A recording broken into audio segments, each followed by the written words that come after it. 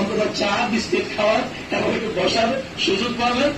আমি আপনাদের সকলকে অনুরোধ করবো, ডিএক্সএল অনেকে আসলে কথা বলে লিডারদের সামনে বলতে চাই না, আপনারা সকাল থেকে কষ্ট করতেছেন, তারপর দুই একটা না বলে পারি না।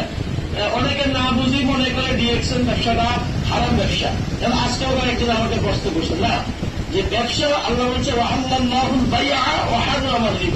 আল্লাহ রাব্বুল আলামিন ব্যবসাকে হালাল করেছে, সুদকে হারাম করছে। যেখানে আপনি শ্রম দিবেন, যেখানে ইনভেস্ট এবং শ্রম আছে, ওই জিনিসটাই হালাল। কথাটা বুঝে আসছে? ইনভেস্ট এবং শ্রম আছে। এখন যেমন আমি কাউকে একটা আইডি করে দিছি, দেওয়ার পরে দিয়ে সে বিজনেস করতেছে, আমি ঘুমাই রয়েছি, ব্যাপারটা এরকম না। যেমন আমার টিমে যারা আছে তাদের সাথে আমি বারবার মোবাইলে যোগাযোগ করতেছি, তাদের কাছে সরাসরি যখন প্রয়োজন হচ্ছে যাইতেছি, বলতেছে লিডার অমুক জায়গায় যাওয়া লাগবে, আমি আমার নিজের টাকা খরচ করে যাইতেছি, তাকে যতটুকু সম্ভব নাস্তা খাওয়াইয়া বা বিভিন্ন ভাবে তার পিছনে ইনভেস্ট করতেছি। একসময় সে একটা প্রোডাক্ট কিনার বা টাকা নাই, আমি তাকে দিচ্ছি, ধরেন আপনি নেন, বিক্রি করেন, ব্যবহার করেন। তাহলে এখানে যে আমার ইনভেস্ট, এটার কারণেই এই ব্যবসাটা হালাল। বলবেন বুঝে? এটার কারণে হালাল।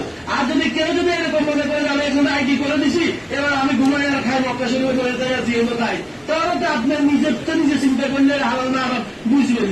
আপনার যোগাযোগ নাই, আপনার শ্রম নাই, টাকা নাই, মেধা নাই, কিচ্ছু নাই, আপনি বসে বসে খাইবেন, তো এটা হারাম হইবেই। কথাটা বুঝুন নাই? তো এই জন্য আমি আপনাদের সকলকে অনুরোধ করবো যে ডিএক্সএল সিস্টেমটা আসলে অত্যন্ত ভালো সিস্টেম। আমি গত বছরও মক্কা মদিনা অনেকদিন ছিলাম, ওখানে দেখলাম সৌদি আরবেও আরবি শেখেরা তারা ডিএক্সএল এর কপি খায়, ডিএক্সএল মদিনা নবমীর মধ্যে দেখছি ডিএক্সএল এর প্যাকেট, কপির প্যাকেট লইয়া আমার মনে এক আরবি শেখ আমাদের খাওয়াইল। ওর আরবি বলতেছে এটা ছিল, আমি তো এটা ডায়মন্ড, তুই আমার কিছু আমি আরবিতে বলতেছি, তুমি আমার কিছু নাই, আমি তো এটা ডায়মন্ড। কথা বলছেন? তা আলহামদুলিল্লাহ আমি 4 মাসে যদি ডায়মন্ড অর্জন করতে পারি, আপনারা পারেন না ইনশাআল্লাহ?